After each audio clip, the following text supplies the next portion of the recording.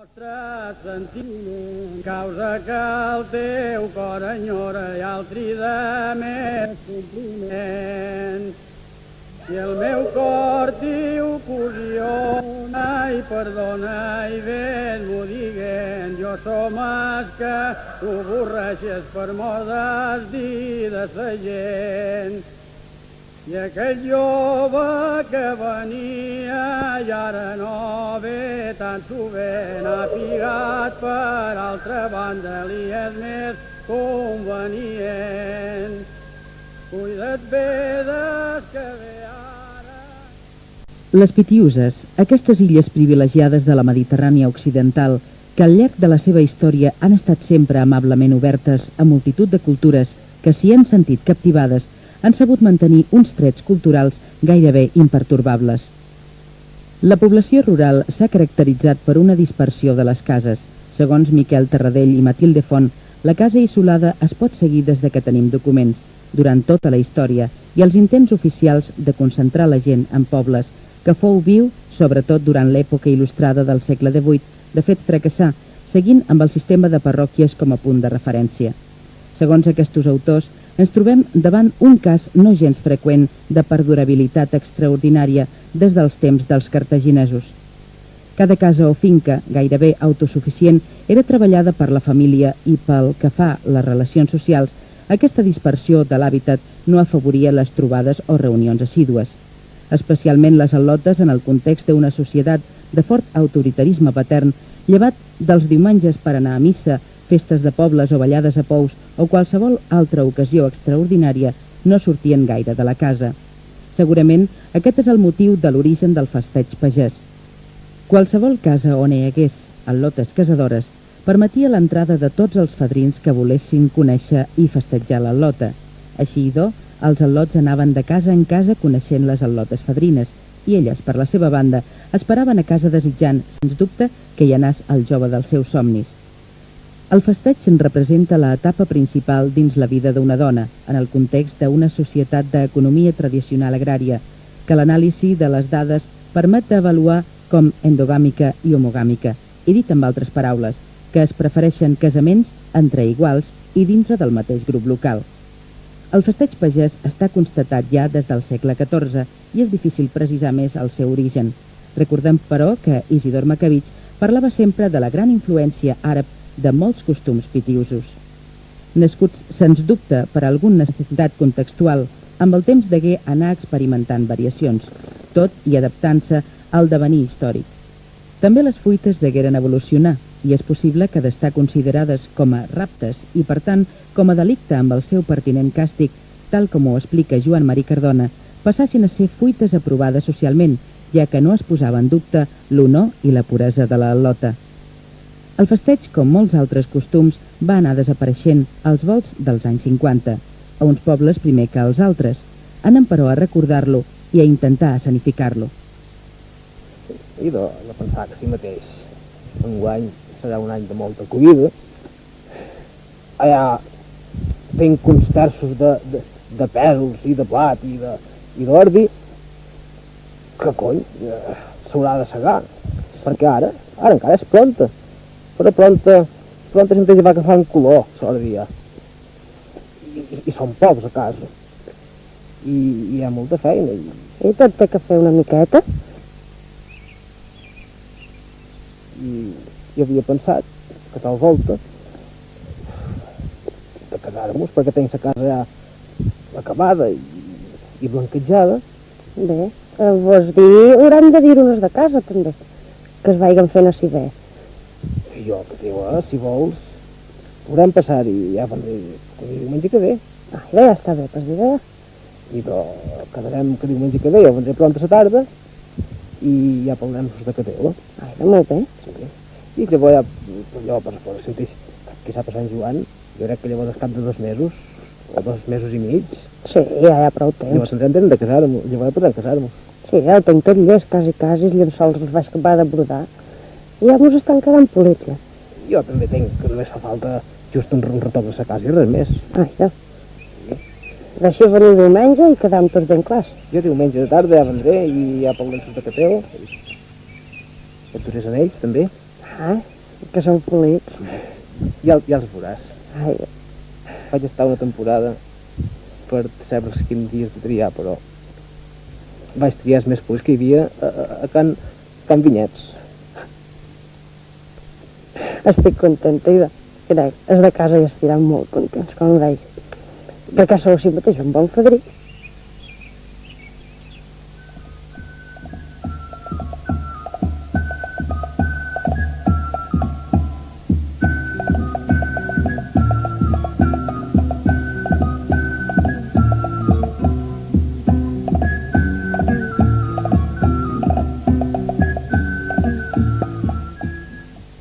Un cop els al·lots s'havien posat d'acord i es prometien, havien de parlar amb els pares, que normalment, si no hi havia cap conflicte, aprovaven la seva decisió.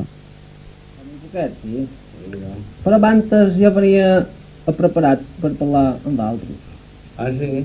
No mos veu renyar. Vas, això sí que no. No em pareix que vostè ja no mos ha anat a sort d'enguany. No, però deu saber alguna cosa que jo i la Margalida moltes havien anat Sí, parlant. bueno, sí. I l'altre dia vam pensar que, bueno, que ja s'ha sentit seria hora de fer alguna cosa i venia a veure si em dàfeu, si em daríeu la filla per casar-m'hi. Bueno, perquè ella està de banda. L'altre dia m'ha dit que crec que sí, que trobes, Margalida? Si tothom ho troba bé, faria, ja està. Tu què trobes? Que trobes que ella està... Bueno, jo trobo que si s'hi han pensat bé, que sí. Sí, els mateixos no t'està per... És per ells, no? És per vosaltres, això no... Nosaltres no hi podem fer res. Si jo no va bé, el penyareu, i si va bé també. I nosaltres pensàvem casar-nos pronto. Sí, Casar que mateix enguany, amb el consentiment vostres, sí, carambes. I jo, bueno, jo aquí s'ha de una camieta. Perquè els meus fills, si no volen dur, llavors, si ell no té temps de comprar-ho, mireu sense. No, ja farem tot. Però que faria. Jo com que... Ara fa molta calor, no em porta tampoc comprar de que ni com en l'estiu. Com ens estiu. Bueno, això... No, ara no fa falta gaire estar baix, però... No, però bueno, de tot s'ha de tenir una mica. Sí. De cada cosa i... Bé, jo com que ella ja té l'emprendada i té tot això... Sí, això, Jo veia... bona part l'hem comprat nosaltres, i la padrina n'hi va comprar un parell. Sí. I el té fiets, i un parell se'n té ben bé prou, perquè... Bé, jo veia un cubidet. Bueno, no havia fet aquest gastos. Jo havia passat per dir un cubidet. Aquí no té, mira. Ja-ho. La mesura de deixar veure. Per oi. Mira el papà. Adéu. No mateix. Trobeu que sabreu d'una, això? Jo penso que sí. Ja, els hem de veure bé perquè estan aquí sense caps. Ara ho veurem així. El costum resa en què, als casos de matrimonis amb al·lotes que tinguessin emprendada, el jove els havia de regalar els anells d'or. La quantitat d'aquestos variava segons les possibilitats i situació de cadascun, arribant a vegades fins a 24.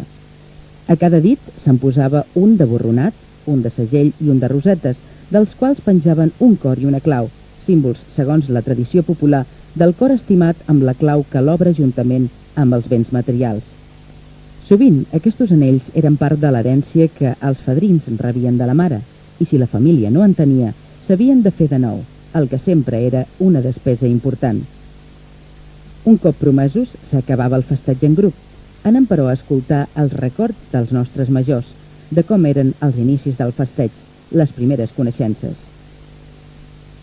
Una mare guarda una filla, 15-20 anys ho ha passat, amb sa cara colorida i amb molt bona sanitat.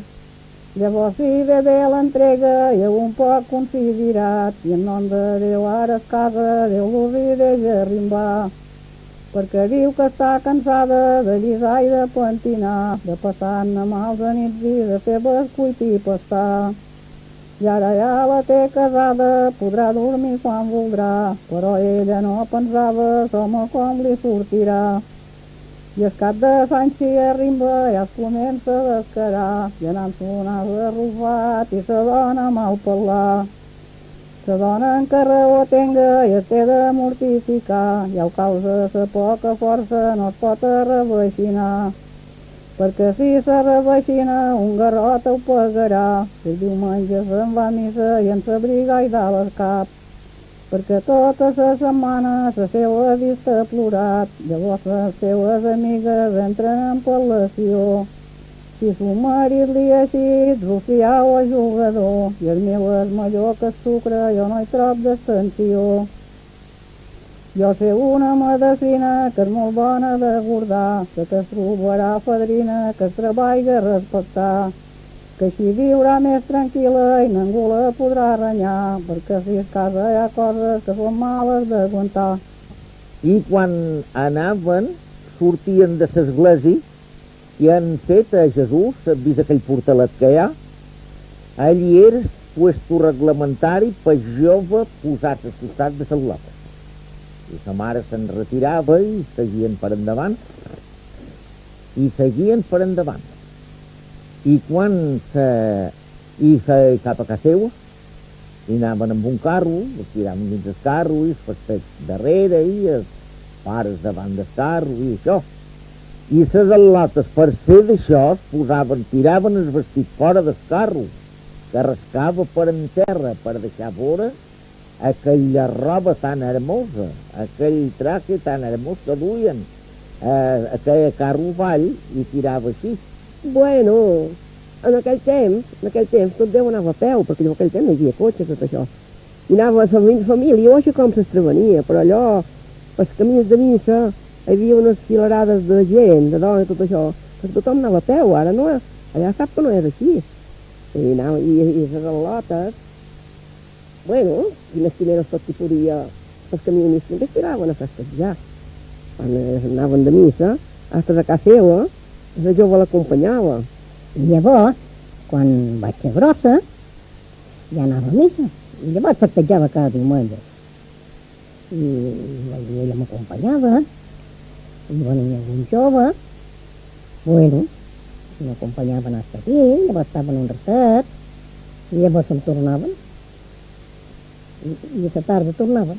Jo vaig començar festejant als 16 anys perquè el papà sempre havia dit que més joves no mos volien deixar festejar. Que de 14 ja venien joves a jugar a les cartes i mos passàvem les balades a la cuina jugant a les cartes. Com que es festejava el primer, entonces la sortida de missa, el jove per poder guanyar se l'anava a buscar dins l'església. I el primer que arribava era el que festejava per camí de missa. Com que l'església de Sant Josep, que és allà on anam, que no sé si ha fet que l'hagi vista, té moltes de tribunes, hi ha algunes esglésies que no en tenen. I les al·lotes i les dones totes estaven baix, i estan sempre. I joves, els homes, les tribunes plenes, i quasi sempre, és així que uno ho ve així sempre. Sí. I ara, llavors estilava així, i ara de vegades les veu buides. Dins l'església hi havia puesto dedicat per cada un. Les dones estaven més endavant en l'església i darrere de tot hi havia uns bancs que seien els homes i els al·lots. I dalt al cor també hi pujaven els homes i els al·lots també. No estava junt, estava un poc separat. Vaig començar a festejar als 13 anys. Em vaig casar als 18. Em vaig casar a Sant Antoni, perquè el meu home ho era, i com que ell havia nascut, allà jo tenia tant de joves que festejava, el meu pare a més tenia que hi hauria alguna baralla, i em varen voler que em casés a Sant Antoni per excusar d'algunes bregues. Però com que hi havia el costum de les al·lotes festejar remolí, aquests anys endarrere, saps? Anaven una tarda i esperaven un remolí i xistes i tots allà remolinats en al·lotes. I a la nit llavors entrava un i anaven tirant pedretes i estaven en lloc. I el meu pare no ho va voler. Diu, aquest costum jo no el vull a casa. El matí venien tots per camí de missa. Ens acompanyaven cada dia. Compte que hasta n'hi havia hagut que es m'agaven darrere la porta de l'església per ser primers. Si no, ens esperaven baix dels escalons. I hi havia un tros dedicat, com d'aquí a Florida, que els que començaven a festejar d'aquell tros per avant ja deien que només era per bessa. També hi anàvem perquè ja no volíem festejar en cap altre.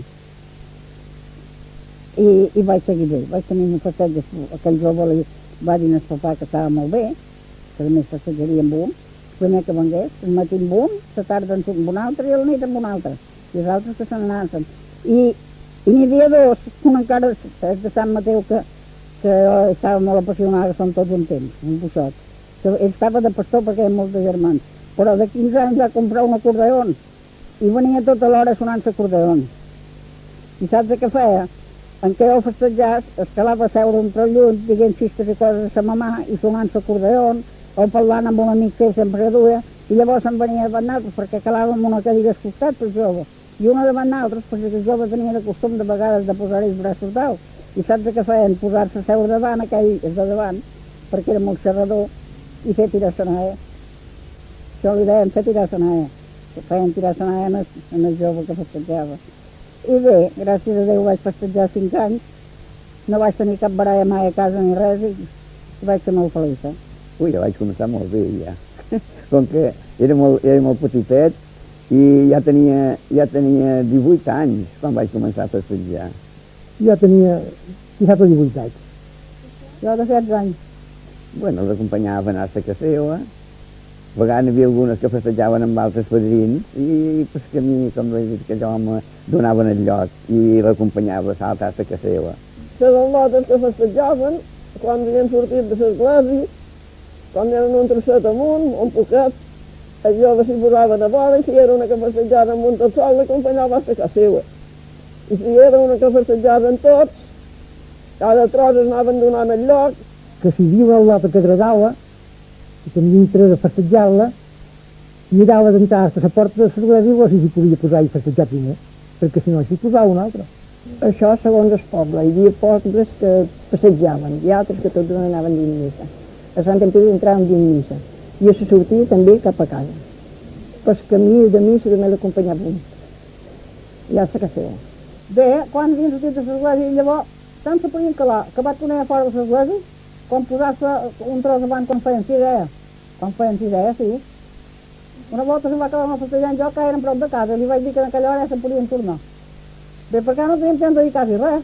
Allí, més avall, a l'esquerra baixant, la joventut, els padrins que veiem, estaven més reunits a l'esquerra, per damunt el caire, i anaven baixant les al·lotes i les dones,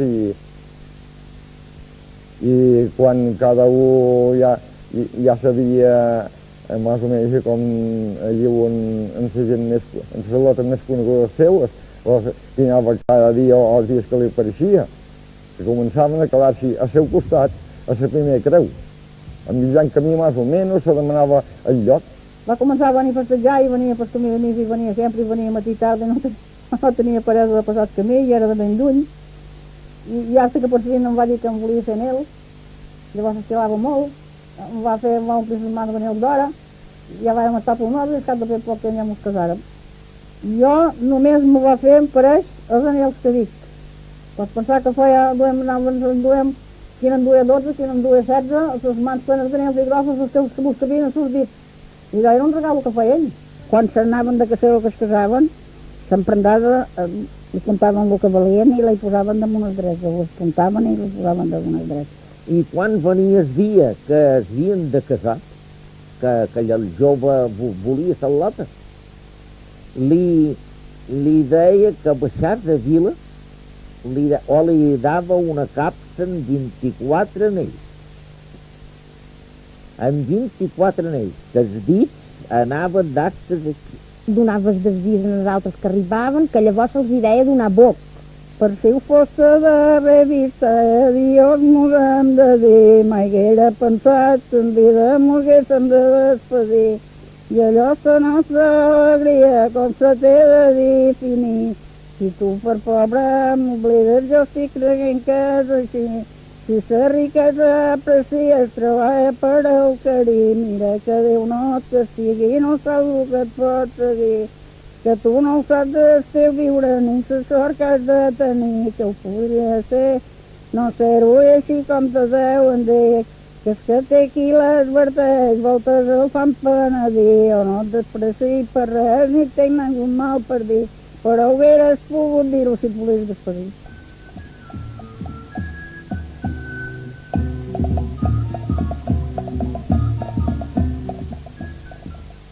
La missa dels diumenges o la celebració d'algun ball o festa podia donar lloc a que els fadrins coneguessin al·lotes a les que solien avisar amb una clocada d'ull que les anirien a visitar.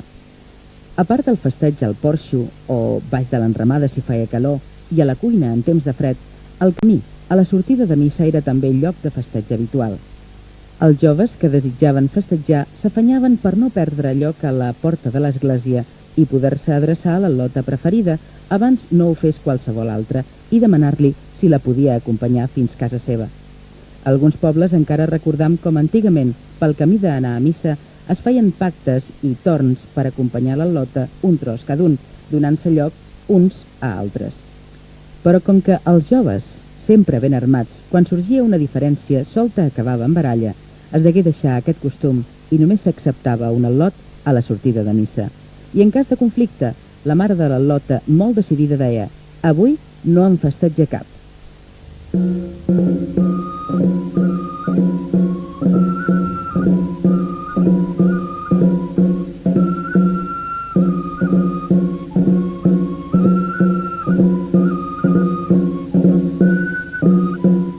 Cal recordar un personatge típic del món pagès, el Verro, el més gallet de tots els fadrins, el que presumia de ser el més fort i el més valent.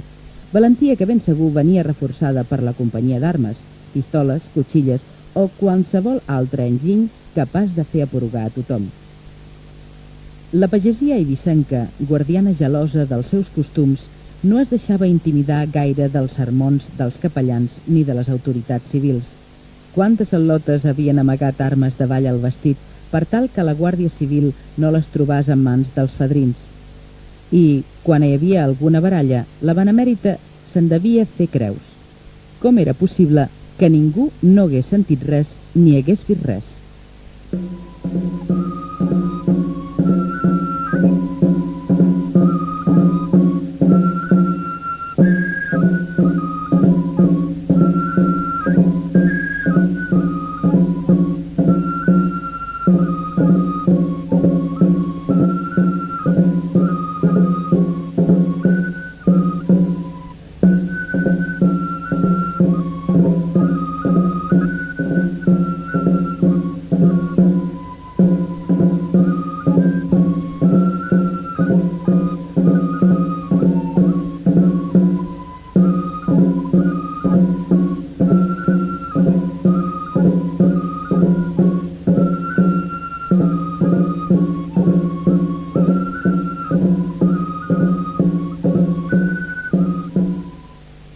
L'al·lota, que començava a festejar cap allà als 14-16 anys, havia de prendre una actitud serena, sense fer diferències entre els al·lots ni despreciar-ne cap. Els havia de rebre a tots, i segurament en les converses privades i confidencials seria on ella podia demostrar més interès i devoció al seu preferit. Quan es regalava sa anellada, s'havia de donar esboc, és a dir, desvisar els altres pretenents que no hi anassin més, que s'al·lota ja estava compromesa. Per fer-ho bastava normalment que l'al·lota mostràs en públic sa anellada d'or, símbol evident que l'al·lota s'havia compromès i que s'havia acabat el festeig en grup. El diumenge en sortir de missa era una ocasió ideal. Altres maneres de donar esboc era deixar d'anar a missa el diumenge vinent, o anar-hi a la tarda, o fer alguna trastada, com no sortir a rebre a cap fadrí. El festeig representava l'època més important en la vida d'una al·lota. Ella era el centre, la reina, al voltant de la qual els fadrins pugnaven. Ella farà l'elecció, però fortament condicionada per tot un consens patern, familiar i social. Tampoc hem de perdre de vista que són els fadrins els que trien les cases on anar. El costum de fer sanellada d'or a les al·lotes que tenien emprendada podia impedir que un jove de casa pobra anàs a festejar un culte arròs, que era com s'anomenava a les hereves, i en general al·lotes que havien de rebre una bona herència. En els casos de matrimonis entre parents, podia deure's a la voluntat implícita d'ajuntar finques. Recordem que les dispenses eclesiàstiques per a tal motiu s'exigien fins al 4 grau de parentiu i que les causes exposades eren gairebé sempre l'edat avançada de l'al·lota o bé la manca de dot. Certes o no, eren les causes que s'esgrimien. Si amb tota hi havia alguna al·lota que no es podia casar, una clàusula en el testament dels pares i que contempla el nostre dret consuetudinari estipula el dret de les germanes fadrines a una casa-habitació tancada amb pany i clau, així com a poder disfrutar del porxo, cuina, pou o cisterna, de la fruita del temps, sense haver de demanar permís, tenint, això sí, l'obligació de col·laborar amb les tasques del camp i neteja i conservació de la casa. Com a contrapartida, la seva legítima solia anar al nebot o fiol, fill del seu germà, l'hereu. D'altra banda, els al·lots, cap als 16 de 9 anys, anaven en colletes i sovint arma al cinto, de casa en casa, per festejar i fer gresca. Els que eren més de la broma, els agradava fer tirar senalla, seient-se a la cadira del mig de la parella que estava festejant, intentant fer-los perdre la paciència. Pel que fa a l'Església, mitjançant sermons i pastorals, sempre havia estat contrària a aquests costums barbarescos i salvatges de la pagesia eivissenca, i no cal dir que en les fuites sense acompanyant o rapte, el fadrí era tancat a la presó i castigat a penes econòmiques i morals, en públic, per tal d'escarmentar i de fer repensar a tots els joves que tinguessin la mateixa idea. És possible que amb el temps, i per allò de feta la llei, feta la trampa, els joves aprenguessin la manera de fugir amb l'al·lota estimada sense haver de sofrir les represàlies imposades per l'Església i per les autoritats judicials. Les fuites eren freqüents i no eren mal vistes si no era cosa que fugissin els dos sols, prestant-se al perill de la possible cohabitació, rescabalant l'honor de la lota i de tota la família. Però si, com hem dit, la fuita es portava a terme en companyia d'algun familiar o persona de confiança, estaven fins i tot aprovades socialment. La gent pensava que dues persones que s'estimaven era normal que volguessin formar família juntes i el pare no tenia dret a oposar-s'hi.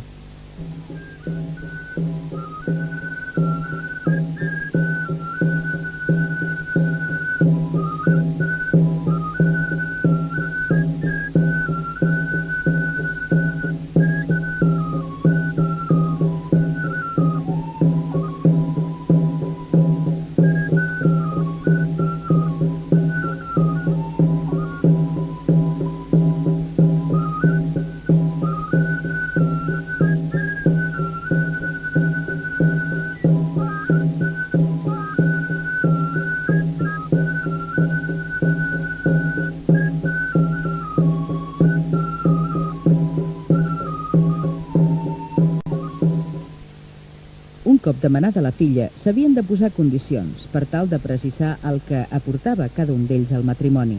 Per això estaven els espòlits, o capitulacions matrimonials, firmats davant notari abans de les esposalles.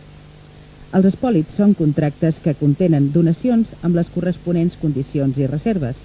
S'especifica el dot o regal a la núvia de robes i joies i l'herència que estipulen els contraents. No tothom ho feia per escrit, sovint eren acords de paraula. L'al·lota, si no era hereva, anava normalment a viure a casa del seu marit i s'emportava la caixa de núvia o canterano amb la seva roba i joies, si en tenia. Això, segons cada família, a vegades se li comptava per dret i se li descomptava de la legítima.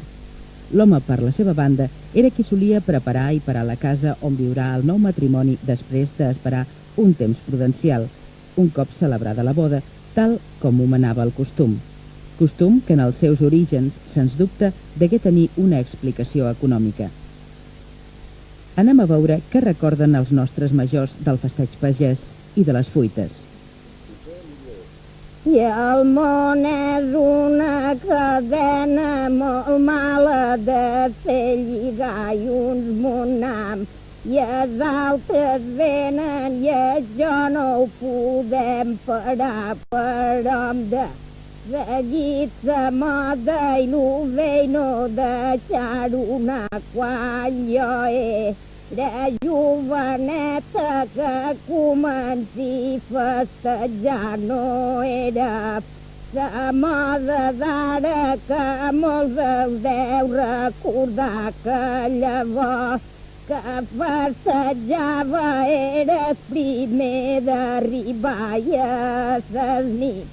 Entre setmana que mos deixaven volar i arribaven a la porta es posaven a xiular i mon pare li contestava entrau si sou per casar. Jo preguntava ma mare llumaner on està perquè me'n anava a sa casa perquè havia de mudar i a un racó em posava disposta per festejar. Llavors, durant la velada, que els llocs s'havien de dar, que duien unes pedretes i les havien de tirar i en començar a fer senyetes, ja es podien aixecar si volien ser amics i l'amistat conservar. I els padrins i les al·lotes, mireu quin canvi que hi ha, que els padrins d'avui en dia no es tenen de preocupar per anar a veure la lota, que elles ja el van a buscar. Jo aquesta moda m'agrada més que no sé de llavors, voldria tornar a ser jove per poder festejar jo. I ara que veré la història, que és hora i m'on hem d'anar. Si us heu fet alguna cosa, perdó, vos vull demanar, perquè el meu cebre no em dóna per tots els mots fer lligar, i el món és una cadena molt mala de controlar. Els diumenges es festejava tots els dies, matí venguem de missa i a la tarda. Però per donar la tarda a un jove hi havia demanat 4 voltes acompanyar-la, perquè si no hi anava 4 voltes no tenia dret a la tarda. I quan hi havia anat 4 vegades, llavors el loto li dava la tarda. El diumenge i els dijous, a casa més els dijous, perquè com que érem treballadors del camp, havíem de procurar no tenir son. Els dies faners a tarda, a la nit, ho deia malament. Els dies faners a la nit i els diumenges tot el dia. Primer era el diumenge i llavors i venia doncs, 2 dies per setmana o si no podia ser 2 era un. Si no podia ser més un, era el dijous. I si no, seria el dimarts i el dijous. Sí. I el diumenge primerament, vamos. Vaig a Sant Fernando i tenia 23 anys quan vaig venir. Allà només 6 matins un que s'allàvem amb aquell. I si la tarda no arribava un altre, que no estàs per aquell, passejaven el que arribava primer. A casa només ens deixaven festejar el dimarts i el dijous, i a partir de les 8 de la nit. Hasta que volien, a lo millor es feia a les 2 i les 3 de la nit i encara festejaven, i jo molt de mal que em sabia, perquè la meva mare tenia germanets més petits i havia d'estar seguint allí en su germà dins la falda fins en aquelles hores de la matinada. Tenia una germana que tenia 7 o 8 anys que ella festejava. I llavors se tirava a donar el llop. Escalava ella a festejar un racó al porxo, o un cap, i una solera de fadrins jugant les cartes. I com que ja ho devien tenir tractat, quan havia baldat un rato, aquell s'aixecava i s'anava fora. Se n'aixecava un dels que jugaven les cartes i anava a escalar a festejar. I els que havia sortit i s'havia anat fora, entrava i escalava a jugar allà on jugaven les cartes. I els dos s'agradaven i es tractaven, llavors fugien. La fugia ella. Anaven su jove i anaven els dos, i el jove portava un companyero, portava un de la família, i la portaven a casa d'un de la família, i estava allí un parell de dies i va tornar a la cap a casa. Sí. La meva abuela, la meva sogra. I per què? Perquè els de casa seva no la volien deixar casar amb su, que estava enamorada. I com ho feien? La sogra va agafar una dona de confiança, se'n va anar a casa d'això, ella va fer bullir, van d'acompanyada. Llavors la hi prengueren. I per la finesta podien tornar a parlar i ell va dir que a la primera hora que veies l'ocasió que se'n anés a tal puesto, ja li deia una banda ubicada. I l'abuela tenien una cuina fora i a la nit per anar-se'n a sopar havia de dur-se menjar, ell havia de sortir o va poder sortir i va fer un crit, diu, a llum s'ha apagat. I ho espera que ara tindrem llum. I mentrestant es va escapar. Però que no sap que aquella al·lot a Funt, amb aquell ambulant, hi havia tot aquest viu. Ai, mira, t'ha fet molt bé, perquè és un al·lot ric, és un al·lot que té una carrera, és un al·lot que té un ofici, i la gent ho trobava bé. Que els pares deien que no, i el jove que sí, l'Al·lota també ho trobava bé, entonces la feien fugir. Jo me recordo d'una que de vora casa, que va dir a la seva mare que l'acompanyés fora, i el temps que estaven fora hi havia una moto més avall, i ella va fugir correguent a buscar cap en aquella moto, i sa mare se'n va haver de tornar a casa seva sense l'Al·lota. I l'Al·lota li va fugir jove amb aquella moto. Bueno, jo també vaig fugir. Però passa que jo vaig fugir, però vaig fugir amb el meu pare. Per mort que per dir, ho tenia molts de joves, i el meu home es va pensar que si jo fugia amb ell em tenia segura, i si jo quedava a casa com antes, n'hi hauria algun que em vendria com el peu, em vendria a parlar si no em volia anar amb ell. Com que no havíem estat fuit amb ell, hauria estat segur que m'hauria anat. Que m'hauria anat no, però que n'hi hauria hagut molts que m'haurien vingut a dir paraules, perquè estava a punt de casar, encara n'hi va haver, que em van venir a dir-me si em volien anar amb ell, i una altra, quan s'ha anat amb su jove, aquell ja no li diuen res, perquè ja li pareix que és perquè ha estat amb ell. I actualment, si s'ha de veure. Però va, jo no me'n vaig anar amb ell perquè jo me'n vaig anar amb ell, però em va dur a casa d'una germana seva. Ja que m'hagués hagut d'anar amb ell tirada no m'hauria anat, tampoc. Em va acompanyar el meu pare, sí. Però era per morda que es pareixia que, com que el meu pare també estava molt xiflat del meu home, i pareixia que si jo quedava a casa, que n'hi hauria molts altres que em vendrien a dir-me paraules i que jo no fos cosa que canviar les idees. Comprèn? N'hi havia molts que sí. Primer que tenien vergonya de demanar unes pares. No sé, el meu home també em va dir, si el teu pare em digués que no vendràs, i li vaig dir que sí. I me n'hi haguera anat, sí mateix.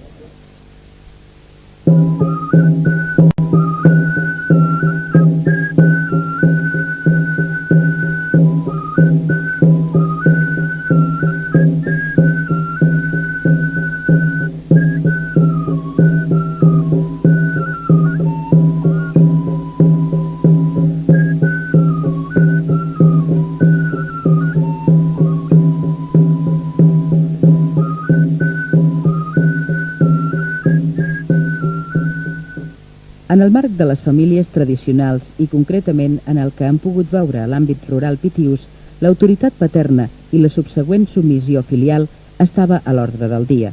En el temps de festeig en grup, els pares i familiars tenien ocasió d'aconsellar i subtilment orientar els fills cap on ells pensen que serà el millor partit. Les tardes dels diumenges i les nits dels dimarts, dijous i dissabtes, això segons cada casa, els padrins anaven a festejar. En arribar a prop de la casa, un xiulet ja anunciava la seva presència. Mentre el pare o la mare de l'Al·lota els feia passar, ella anava a arreglar-se. En sortir, s'asseia sempre deixant ben estufat el seu vestit, i el primer fadrí que hi hagués arribat agafava dues cadires ben al costat d'ella, una per asseure's i l'altra per posar-hi el peu i el braç damunt per poder parlar amb més intimitat.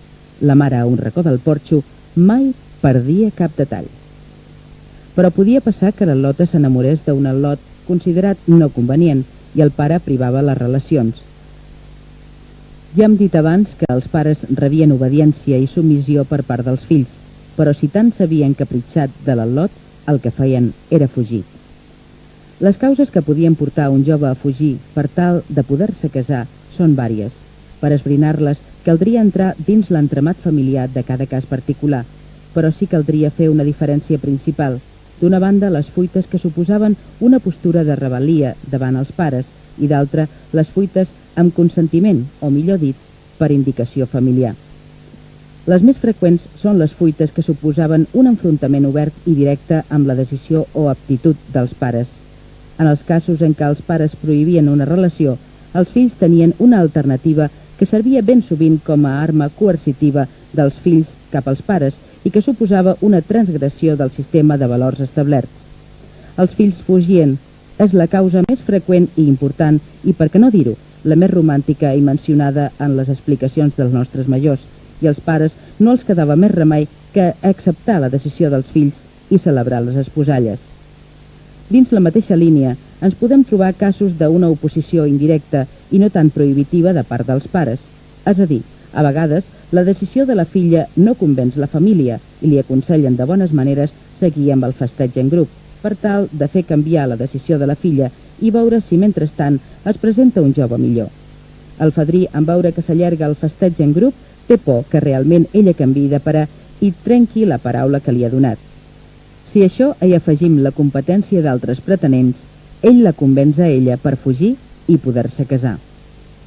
En darrer lloc, cal esmentar els casos en què una al·lota amb molts pretenents, quan es prometia amb un jove que agradava als pares, aquests o bé algun familiar aconsellaven fer fugir l'al·lota per tal d'evitar conflictes.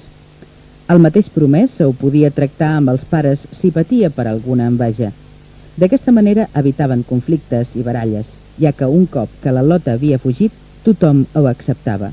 També podia ocórrer que els pares instigassin la filla a fugir per tal de no desaprofitar un bon partit. Com podem veure, tot un seguit de causes econòmiques, socials i familiars envolten la realitat del festeig pagès.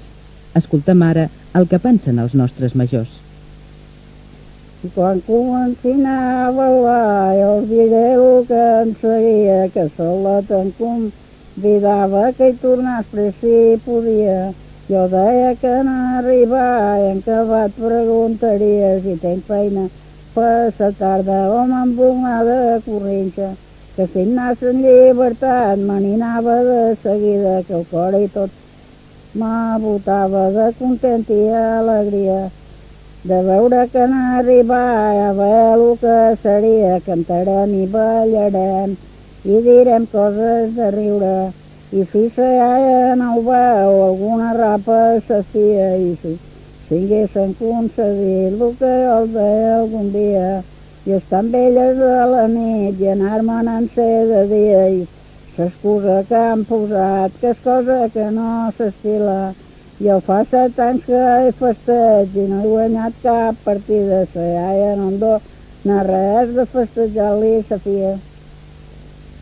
Bueno, hi havia de tot, però llavors no era com ara. Llavors, la lota que volia festejar es posava el mantó per davant i un mocador, i els padrins tampoc no n'hi havia cap que anava a festejar que no hagués corbata i jac. La roba més bona no. La roba més bona s'adrà a missa no. Roba com a coixa, mil per ploure. Roba que no era molta cosa, però la roba més bona se la posaven festes, però no per festejar amb que seu no. Els majors eren per les festes. Els majors mudes no sé que anaven a festa, al poble, però per festejar no, bueno, mudadet, així mateix, però no són millors, així mateix, perquè ara mateix si encara hagués fet una cosa que m'hagués anat a passejar pel món, però només era a casa. Bé, perquè mos havíem de divertir en casa i que a l'altra banda, ja som més prop de casa si volíem venir. Teníem una altra banda de divertir-se, jo m'havia de venir cada a fer-nos volar a quina hora. No he tingut tanta gana de parlar mai com vaig tenir aquella nit. Jugàvem a les cartes, tots amics i contents, però no parlava, no deia cap paraula per l'explicar.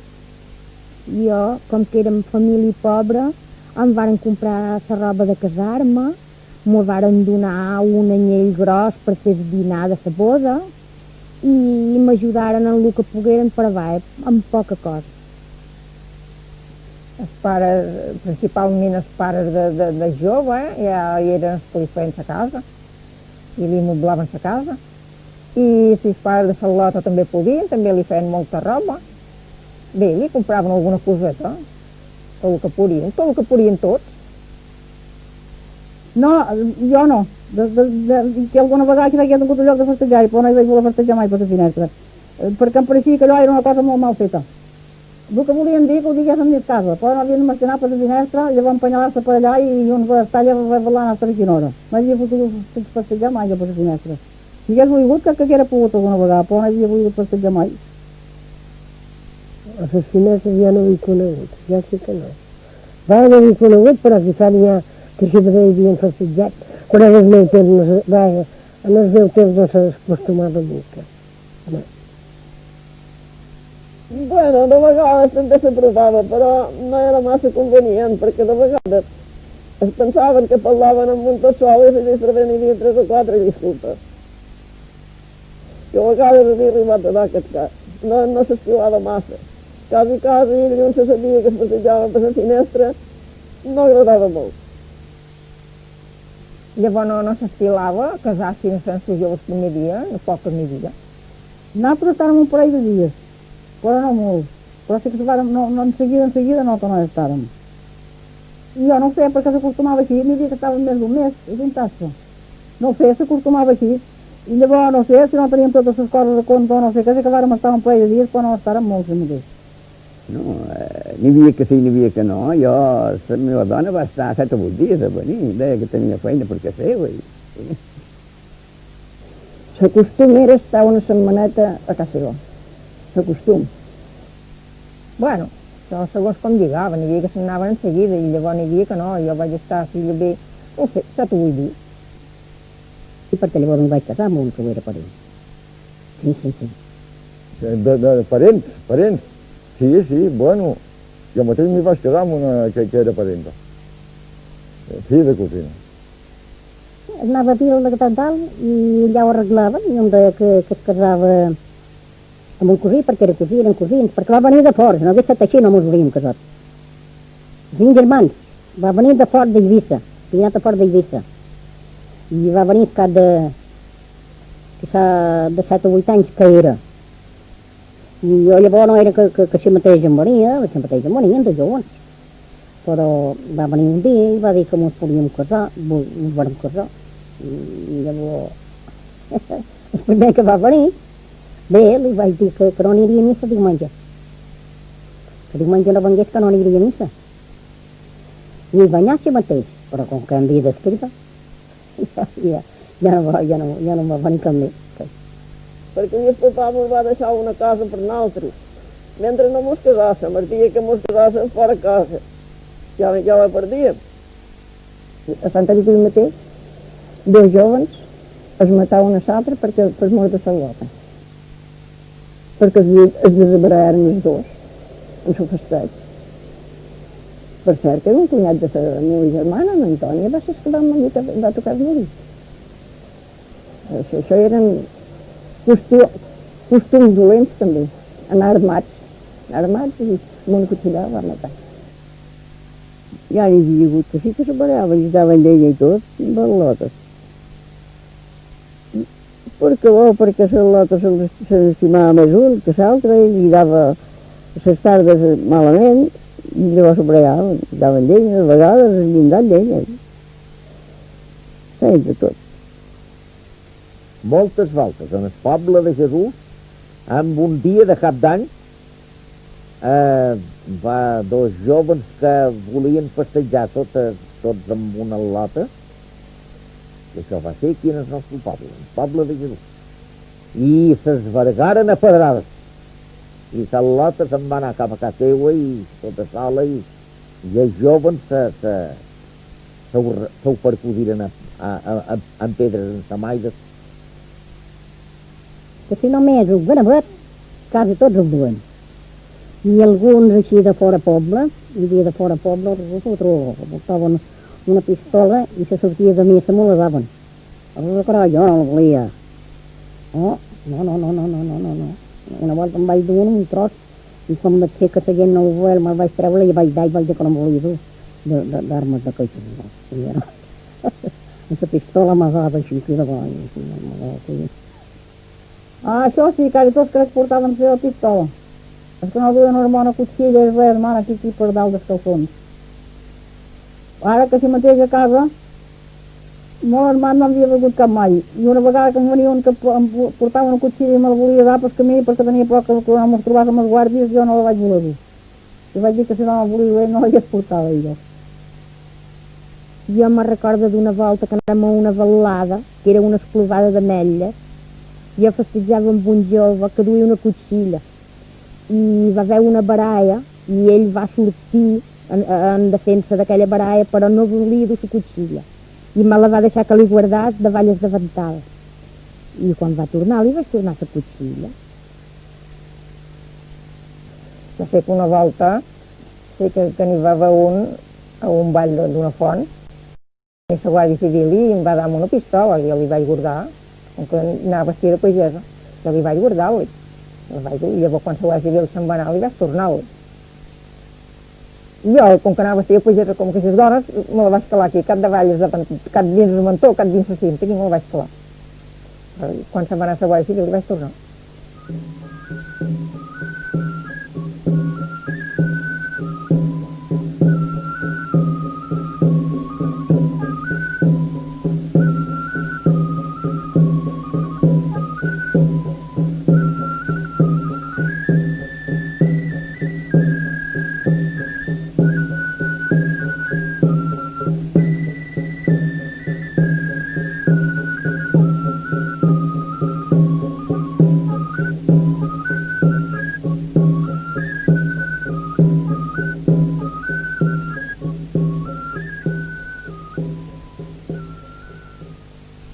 A les cases on deixaven passar més d'un al·lot, entre ells es distribuïen el temps de festeig amb l'al·lota i després d'avisar-se llançant una o dues pedretes i sense esperar la tercera, que ja era motiu de baralla, el que estava amb l'al·lota s'aixecava, sortia fora i prenia el lloc de festeig al següent. Després d'uns instants, el que havia sortit fora tornava a entrar i es quedava fent vetla, o bé s'acomiadava i se n'anava, i si no ho feia així era motiu de gravi. Si havia quedat content, se'n tornava a casa seva fent ucs. Els fadrins que tenien molta festeigera en acabar una casa d'una al·lota anaven a veure'n una altra, encara que ja fos tard. D'això se'n deia anar de revetla.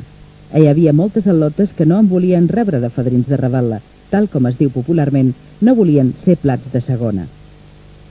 Altres fadrins no tenien cap empatx de, a mitjanit, fer tatar l'al·lota per la finestra i festejar d'amagat dels pares d'ella. Sembla que antigament, i en els casos d'al·lotes amb molts pretenents, per tal de no allargar excessivament la vetllada, es feia el festeig al quantre, que consistia que l'al·lota parlava amb dos pretenents a la vegada. Ella al mig havia de procurar fer la mateixa cara als dos pretenents, sense afavorir ni menysprear-ne cap dels dos, per tal de no provocar enveges que poguessin acabar amb baralles.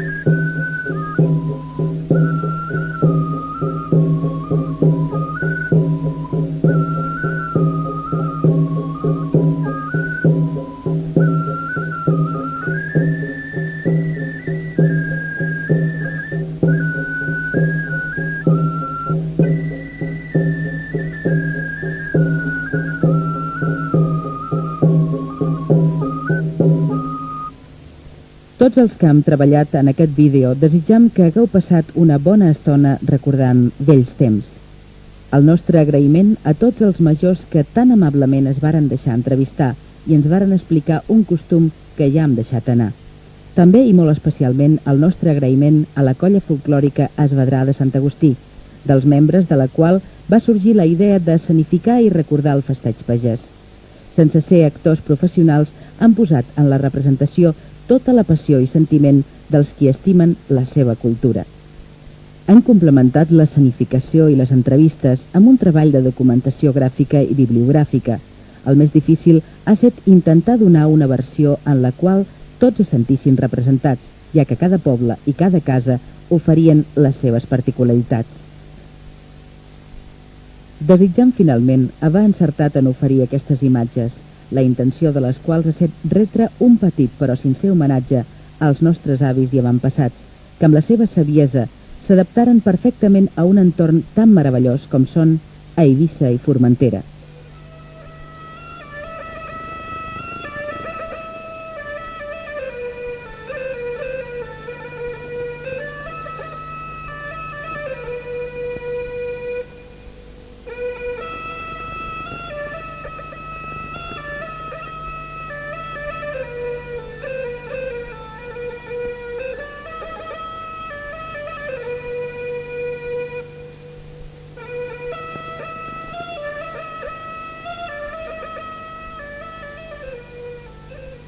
I anàrem a Santa Eulària i en un dia assenyalat lo primer que mos tragueren aigordent i anissat. Llavors també orelletes que estaven dins un plat i estaven de mala vista que les havien s'acurrat. Les havien fet ses al·lotes perquè sa iaia no sap, sa iaia quan ho va veure s'hi va tirar de rebat.